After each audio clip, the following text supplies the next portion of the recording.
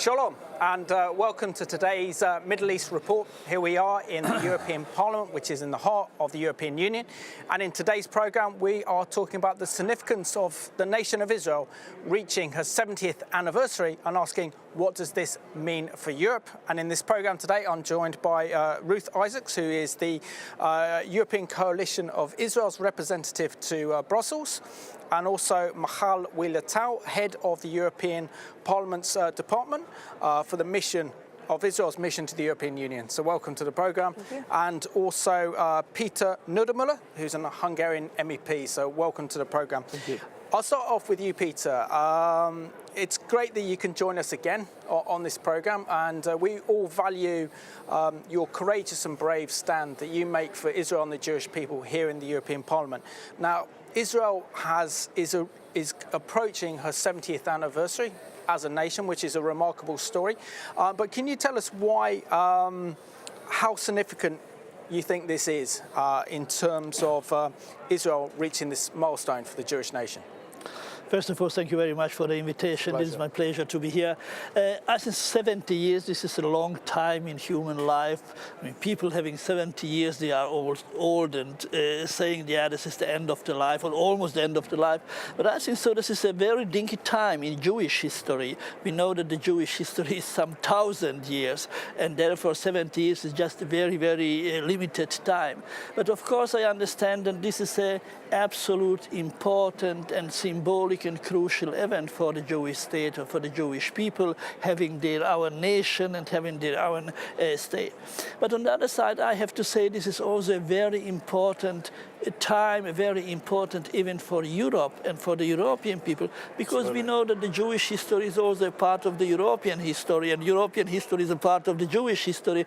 So I think so this is not only, let me say, Jewish celebration, it should be a celebration of all Europeans, because Israel, at least from my point of view, is a very, very important part of the European history and of Europe. Absolutely. Thank you so much, Peter. And Michal, it's always a pleasure to have an Israeli representative of the Israeli government on the programme. It's something special, isn't it, for Israel to reach her 70th anniversary. But can you share with us something about your background of why you wanted to be an Israeli diplomat and to represent the Jewish nation? And what does this mean, particularly as Israel reaches her 70th anniversary as a nation reborn? Okay. Well, looking back at my previous posting, which were mainly in Asia, I remember that it wasn't an easy task to build bridges and create new alliances when you want to enhance bilateral relations. One would have to adjust to the culture, to tradition, to language even, and only then, only at a later stage, when you actually feel like you have cemented the relations, only then you can move on and upgrade your relations. Member states in the European Union are like-minded to Israel. I mean, we share the same culture, the same history, the same background. So, and this, I mean, we feel that Israel and EU are natural partners, and this goes beyond any political agenda of this group or that group. We share democratic values, and this is what actually bonds Israel and EU member states. And that's why you would find a lot of Israel's participation in EU programs. But of course, there could be disagreements and and mutual criticism on different aspects. But when you have a genuine dialogue with your partner, at the end of the day, you know that there would be no consequences for you or your partner, and it would be just remain the friendly relations you have. It's sometimes disappointing to realize here in the European Parliament that enhancing cooperation is conditioned by a political agenda. And we're not discouraged because we have very, very friendly MEPs. We have friends of Israel in the European Parliament who are willing to take up with us a positive agenda and promote it. Excellent. And Ruth, it's good to have you on the programme, but sadly Thomas can't be with us today because he's in Jerusalem attending the Israeli Foreign Ministry's conference on combating anti-Semitism. So thank you for representing Thomas in the programme. As a committed Christian, why is Israel important to you, and why it's such an important issue? Okay, so first of all, as a Christian, we believe in equality. who believe in being fair to everyone. So Israel has a very significant importance for Christians, but beyond that, I want to make it very clear that both ECI and myself, we stand for equality and support for every single nation state for the right to exist, obviously. Now, for Israel in particular, it is in the Bible, whether whatever your denomination is, whether you're a Catholic or Protestant, it is in the Bible, and we cannot take it away from there. We feel that today Israel is a light unto the nations, is a shining example, a democracy in the Middle East. And another thing I want to mention is that for the work of ECI is also very important historically because of the position and the anti-Semitism in Europe, and because I personally believe we have had negative representation of the relationship between the Christians and the Jewish people. Today we have a wonderful opportunity to correct that and to be a friend rather than to have any sort of antagonistic relationship between us. Excellent. And Peter, considering that the nation of Israel was declared on the 14th of May 1948 by Israel's first Prime Minister, David Ben-Gurion, was then attacked by 5 Arab armies. Many of those who fought in Israel's War of Independence were Holocaust survivors. And yet today, Israel is a vibrant, powerful democracy. It has a strong economy and is considered a military superpower, and is the one true democracy in the Middle East.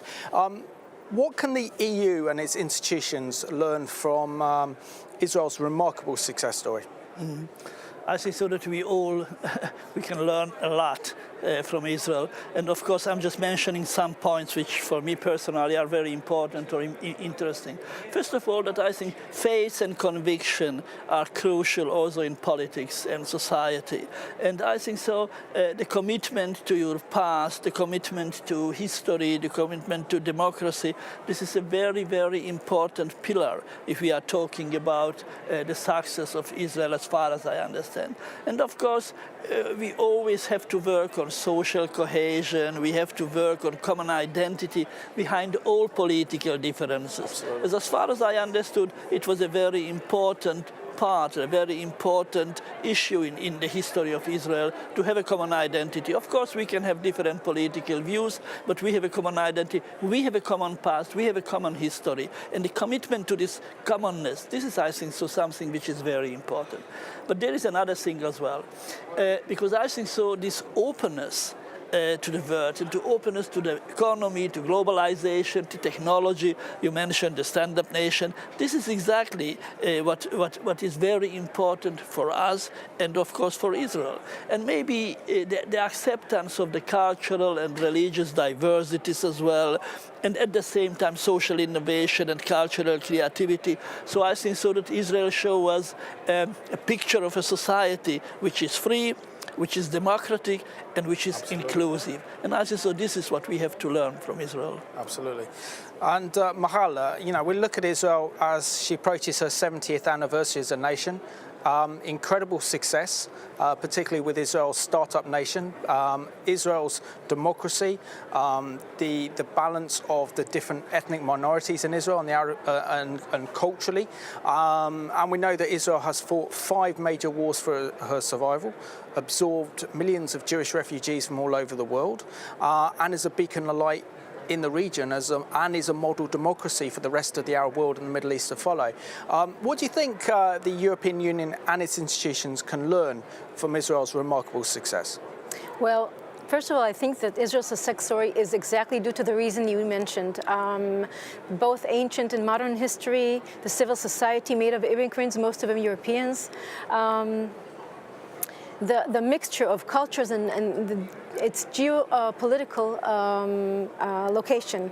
Now, first of all, it's a geopolitical location that creates a sense of urgency among Israelis and pushes them to great achievements, to innovate, to be creative, to just pushes the border of the way they think. And that's what we do. We utilize our human resources in order to create something from nothing. As Mr. Niedermüller said rightly, Israel is an innovation nation, it's a startup nation. It ranks number 2 in innovation according to the World Economic Forum. It produces 1,000 startups a year. In fact, the country ranks number 1 in startups per capita. And Israel brings the cutting-edge technologies in the field of agriculture, biomedicine, cybersecurity, water, energy. And with these success stories, we feel that we are a valuable partner to the EU in their programs.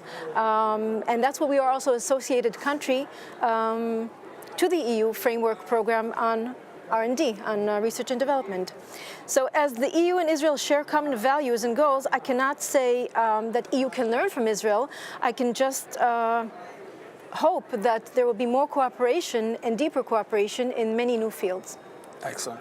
And Ruth, one of the reasons why Israel is so important primarily to Europe is because it's the foundation of our Judeo-Christian heritage. We share the same European values such as democracy, freedom of speech, freedom of religion and the rule of law. How important is it that the EU and members of this European Parliament understand that Israel is unique and unlike any other nation that needs our support? Obviously for me, I believe that it is very important, and I'm a European, but I'm also a Greek national, as you probably know, and I personally believe that, just like a lot of people think, that the foundation of Europe is Greece and the Jewish culture together.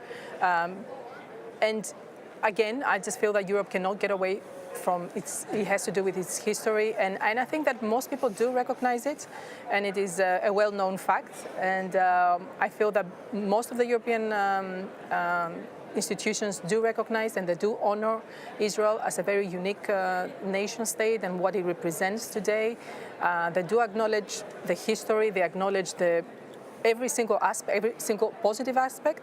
The problem is that, unfortunately, there is a very specific hypocritical campaign against Israel, is a propaganda machine that also spreads lies. So in terms of the relationship, in terms of the uniqueness of Israel, I think it is recognized internationally. The problem is that there is a political agenda to also associate Israel with some very negative things, which we as ECI obviously are here to counteract. Absolutely. And Peter, there are brave and courageous members of the European Parliament like yourself who are willing to speak up for Israel and the Jewish people here in this Parliament. But there are MEPs like Ana Gomes, the Portuguese MEP who recently hosted the founder of the BDS movement, Omar Barghouti, when he was here last month. How do we convince MEPs that are indifferent when it comes to Israel, that Israel is such a vital, important ally of the European Union and should be welcomed rather than attacked? Sometimes I'm really skeptical about that, because I think so we have some members, or there are some people you cannot convince because they just use old narratives, maybe prejudices, sometimes hidden anti-Semitism. This is definitely plays an important role. But it is sometimes really comfortable just to use these old narratives and to explain everything on the old fashion. I think so that's very important is, of course, and this is what I try to explain all the time in the European Parliament, in my political group, we need new debates. We need new narratives and Absolutely. we need a new language.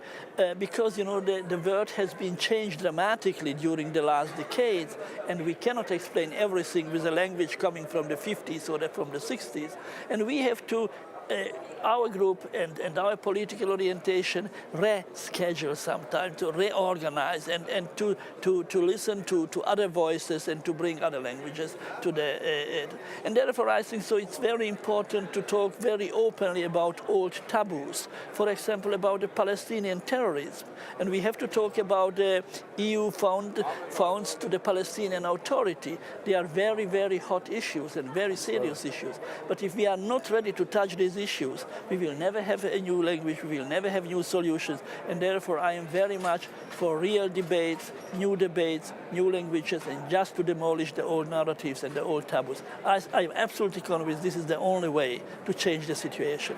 Absolutely. And Michal, how do we convince the European Union and also the EU institutions, including this Parliament as well, to actually look beyond the conflict with the Palestinians and look at Israel's remarkable success story in terms of startup nation, the incredible security know-how and knowledge that Israel provides to Europe in terms of counter-terrorism, as well as helping with the economy, to actually look beyond this conflict and engage with Israel as she should be engaged with? Mm-hmm. Well, looking beyond the conflict is the key word. The Middle East process is a process which lies within the political will and compromises of the two parties only. So there should not be any pressure or measures from a third party trying to speed up the process. The EU, I think, should make a greater effort to play a role of a good broker in our region. I mean, it will create conditions for bringing the two sides together. And on different occasions, we hear declaration that the EU cares for Israel, but in fact, European assurances towards Israel are not really reflected publicly. We don't see Israel's security concerns being mentioned or in the statements of high-ranking EU officials, and that's a very that part is really missing. I mean, we feel it's not there; it's absent. And conditioning the valuable cooperation between Israel and the EU in the fields of the fields you mentioned, cyber technology, security, agriculture, is counterproductive. At the end of the day, it's proven to be leading nowhere. There are so many fields where new cooperation programs are just waiting to be rediscovered, and for the benefit of all society in Israel and in Europe. And by layering them on a political platform, it really becomes a dead end. So I think the political phase should be there, but there should be another track where cooperation continues to grow stronger and to be enhanced. Thank you. And Ruth, you do a great job looking after ECI's social media. Now, particularly as we are celebrating Israel's 70th anniversary as a nation reborn and looking at the wonderful success story of Israel, and there are many Christians who say they support Israel, but why are you seeing a reluctance on behalf of so-called Israel supporters to actually put the benefits of Israel on their social media sites, to actually post them, and why are you seeing a reluctance, and how do we need to counter that? Okay, so yes, unfortunately that is the reality. I have seen great supporters of Israel, including members of parliament, by the way, that they do understand the uniqueness of Israel, they do have a very important role to play, and yet they find that because of the political situation that they are reluctant to actually make known their opinion, whether it's on social media or whatever other platform. And basically it has to do with some very, I would call them bullying tactics, basically, from the other side. It is as bad as supporting Israel is almost like, oh, you support the killing of Palestinian children. And that is so unfair. It is so biased. It is basically hateful towards Israel, because that is not the reality. There are very clear lies that we need to counter. And the one thing I always say to people is that if you don't stand up for what you believe today, it will only get worse. And the other side, they are very bold in saying those lies. And I want to just mention very briefly the example of MEP Ana Gomez from the Socialist Party. I was there myself. We had a little bit of a Twitter exchange with an MEP. She called us a perverse lobby, all of us, but included me, basically. So nobody wants to be called perverse. Nobody wants to be called a supporter of killing of innocent children. So the tactics from the other side, they are very, very low, and they do need to be countered, and the truth really needs to put forward, basically. Excellent. And we're coming down to the last 5 minutes of the programme. So, Peter, I have to ask you, how important is it for Israel and the Jewish people, for example, and also here, members of the European Parliament, that we actually celebrate Israel's 70th anniversary? And as an MEP, what are you doing to celebrate Israel's wonderful success and its contribution to the security and the prosperity of Europe? I mean, first of all, as I told you before, we try to initiate a new debate about Israel a new approach to the Israeli politics and to bring different voices from Israel into the European Parliament. Technology, science, culture, and of course also politics. So a bit broaden, a little bit broaden the view to Israel. Of course, we will have organized some commemoration, conferences, debates, and whatever. But I think so the most important thing is we try to organize cross-party, a kind of exhibition about the history of Israel and about the current political importance of Israel. And this is, I think, so very important because I would like to make it very clear. You mentioned Ana Gomez. Ana Gomez is an extraordinary case in the European Parliament, and she's also an extraordinary case in my political group. So we do not identify with ourselves with that kind of politics.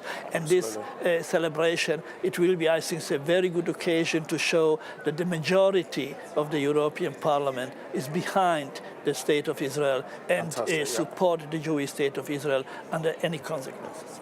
Excellent. And I have to ask you, Michal, there seems to be a very, very clear differences in policy between President Donald Trump's and that of the European Union. And we seem to be at an impasse in terms of the peace process. So what policy recommendations can you recommend that the European Union and its institutions engage in to actually support and bring about peace between Israel and the Palestinian neighbours? Well, in order to start a dialogue between Israelis and Palestinians, the two sides must be brought together to start negotiating while there's no preconditions on the negotiations themselves. It means creating the right conditions on the ground while understanding that there would be no preconditions whatsoever to start them. Now, there were quite a few missed opportunities bringing the two sides together, and one actually happened in the European Parliament. In 2016, President of Israel, Mr. Rivlin, was here, and President Mahmoud Abbas was here from the Palestinian Authorities, and the previous President of the Parliament, Martin Schulz, initiated an option of a trilateral meeting between Rivlin and Abbas and himself, and Abbas refused. And it's a missed opportunity because if anyone could have started something, it could have been the European Parliament.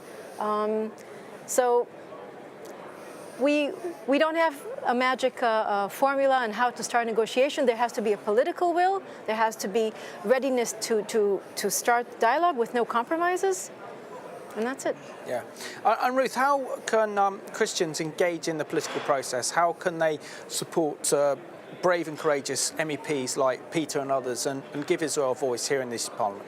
Okay, so there are some very easy things that a lot of people can do, and one of them is social media, letting the people around you and your MEPs know, because obviously MEPs and members of the European Parliament and national governments, they need to know that this is what the constituency care about. The other side, unfortunately, in terms of support, maybe both sides have an equal. If not, actually, I think that we are the majority, as MEP Niedermüller said. The problem is that the other side seem to be very vocal in the things that they're saying. So one thing that we should do, for sure, is make sure that our support is on social media, that we are vocal about our support and things that we care about, including the Palestinian incitement to violence, Palestinian terrorism. Money that the EU actually gives for humanitarian aid ends up going to terrorists, basically. There is a scheme called Pay for Slay. People, including those that committed the terrorist acts this week, will end up receiving a salary for life. This is something that me as a European, I care about. This is my money. I don't understand how we are supposed to be working towards peace when terrorism is rewarded. So write into your MEP, write into your Prime Minister, write into your political representatives, both here in the European Parliament and in your local council, in your school, in your university. Universities in particular are very key and very important, and unfortunately, again, the other side is much more active than us. Excellent. And Michal, congratulations to the nation of Israel reaching a 70th anniversary. You have many friends here in this European Parliament, but also so many Christian supporters across Europe who want to stand with Israel and the Jewish people, particularly as you reach your 70th anniversary. How can they stand with Israel? Well, I think the European Christians are already playing a role, a very important role, in speaking in one voice and supporting Israel. And this goes not only in the European Parliament but beyond the EU institutions. And it's very heartwarming. They make Israel stronger by having prayers in Jerusalem, by making conferences, by visiting with their delegations to Israel. But that's how they show the support. But an example I would like to highlight the special activities of the European Coalition of Israel, which is doing, and they are having, I think twice a year, a huge conference here in the Parliament, bringing parliamentarians and Christians from all over the world, all the way from Africa, to hear about how Israel is developing, what Israel has to offer, bringing a positive message and a positive agenda, which is sometimes lacking. And I think, and also for the 7th year anniversary of Israel, the ECI are planning to hold a symposium in the European Parliament again, addressing the foundations of the State of Israel and the future of Israel.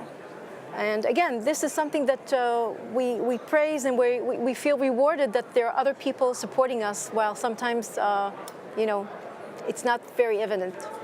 Thank you. Well, we just want to reassure you of our total support and our total commitment to you today on this programme, that there are so many of our viewers that love Israel, love the Jewish people, are going to do what it takes to stand with Israel. So, and also congratulations on your 70th anniversary, an amazing achievement. So thank you all for being on this programme today. And I just want to thank you for watching today's European report here from the European Parliament in the European Union. And as we say, kol hakavod to the nation of Israel for reaching a 70th anniversary. And this is a great time to talk about the wonderful benefits and what Israel is doing for humanity as she reaches her 70th anniversary as a nation reborn.